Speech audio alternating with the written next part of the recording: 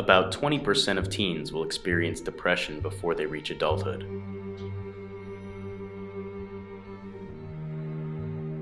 About 5% of teens are suffering from depression at any one time.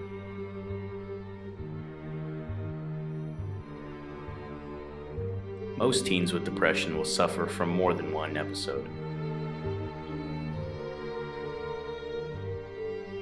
Depressed teens are more likely to have trouble at school and in jobs and to struggle with relationships.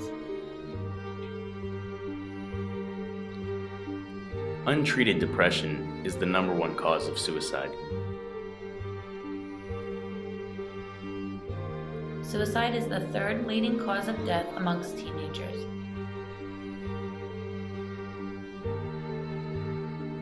Teenagers are the group at the highest risk to die from suicide in a third of all countries.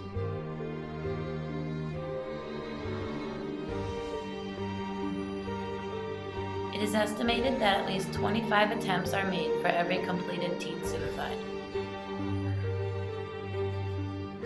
Youth suicide is increasing at the greatest rate of all suicides. Between 2 and 3 million people of the U.S. population exhibit some type of self-abuse behavior. Self-abuse behavior includes eating disorders, cutting, and any other tactics that bring about self-inflicted harm. 90% of self-abusers begin harming themselves during their teen years or younger. Almost 50% of self-abusers begin at the age of 14 and continue into their 20s. It is estimated that 1 in every 200 girls between the ages of 13 and 19 years old cut themselves regularly.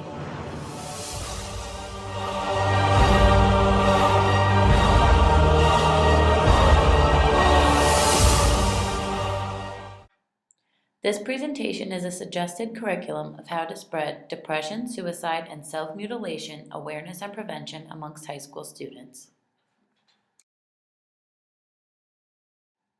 To the school's faculty viewing this, in preparation, it is highly suggested that you read the corresponding research paper as well as do your own personal research on the main topics of concern before continuing this presentation. Following is an agenda that presents useful information to be dispersed to a widespread group of high school students in the form of an assembly. As caring teachers, principals, vice principals, guidance counselors, and other high school faculty members, your students' safety is your main concern. By providing them with awareness about warning signs and prevention of depression, suicide, and self-mutilation, you are ultimately helping them to help themselves as well as their peers recognize that they are all individually important members of the community. Our agenda is as follows: how to recognize depression and suicidal behavior, how to prevent suicide attempts, how to recognize self-mutilation, how to prevent self-mutilation, how your students can help themselves with depression and self-mutilation, and how your students can help each other with depression and self-mutilation. How to recognize depression and suicidal behavior in your students. Symptoms for recognizing depression include apathy, complaints of pains, difficulty concentrating, difficulty making decisions, excessive or inappropriate guilt, irresponsible behavior such as forgetting obligations or skipping school, loss of interest in food, compulsive overeating, memory loss, preoccupation with death and dying, rebellious behavior, sadness, anxiety, feelings of hopelessness, staying awake at night, sleeping during the day, sudden drop of school grades, use of alcohol or drugs, promiscuous activity, and withdrawal from friends. In recognizing suicidal behavior, it helps to note that students are most likely to attempt suicide if they contain the following factors: a psychological disorder, especially depression, bipolar disorder, or alcohol and drug use, feelings of distress, irritability, or agitation, feelings of hopelessness and worthlessness, a previous suicide attempt, a family history of depression or suicide, emotional, physical, or sexual abuse, lack of a support network, poor relationships with family and friends, feelings of isolation, and dealing with bisexuality or homosexuality. When looking for warning signs of suicidal behavior in your students, it helps to know that teens who are thinking about suicide might talk about suicide or death in general, give hints that they may not be around anymore, talk about feelings of hopelessness or feeling guilty, pull away from family or friends, write songs, poems, or letters about death, separation, and loss, start giving away treasured possessions to siblings or friends, lose the desire to take part in favorite things or activities, have trouble concentrating or thinking clearly, experience changes in eating or thinking habits, engage in risky behaviors, or lose interest in school or sports. How to prevent suicide attempts in your students. To help prevent suicide attempts amongst your depressed students, keep a close eye on a student who is depressed and carefully look for warning signs of depression or suicidal behavior. Recognize that ignoring these warning signs will increase depression. Try to keep open lines of communication with this student. Express your concern, support, and love. Always show that you take your students' concerns seriously. Do not minimize or discount what your teen is going through. If your student does not feel comfortable talking with you, suggest talking to a more neutral person, such as a relative, a clergy member, a coach, a school counselor, or the student's doctor. How to recognize self-mutilation in your students.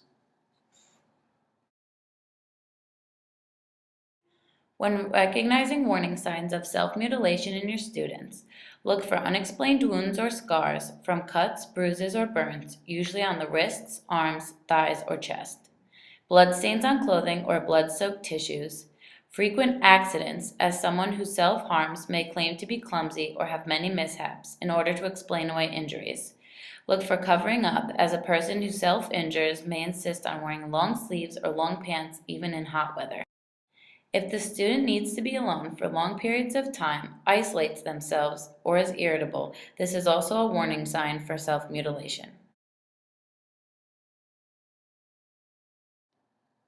How to prevent self-mutilation in your students.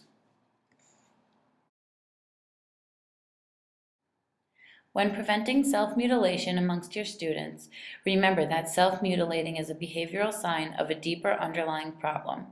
The goal is not to get the student to stop, but to treat this larger problem so your student develops more mature coping skills and no longer feels the need to self-injure.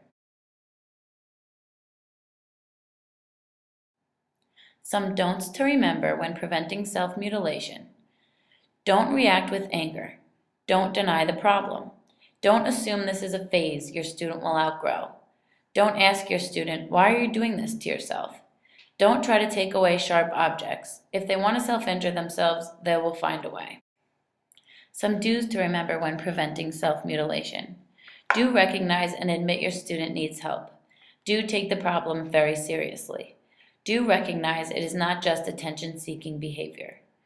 Do be completely supportive. And do immediately seek treatment for your student. How your students can help themselves with depression and self-mutilation. How to help yourself if you are depressed. Engage in mild activity or exercise, participate in activities you used to enjoy, break up large projects into smaller tasks and do what you can, spend time with or call your friends and family, expect your mood to improve gradually with treatment, and remember that positive thinking will replace negative thoughts as your depression responds to treatment. How to help yourself if you are cutting. Tell somebody, a sibling, friend, parent, relative, or anyone you can talk to. Overcoming your shame and admitting your problem is often the hardest part of getting help. Identify what triggers your cutting behavior. A mental health counselor should help you with this as it is difficult. Ask for help, get treatment, and stay with it. How your students can help each other with depression and self-mutilation.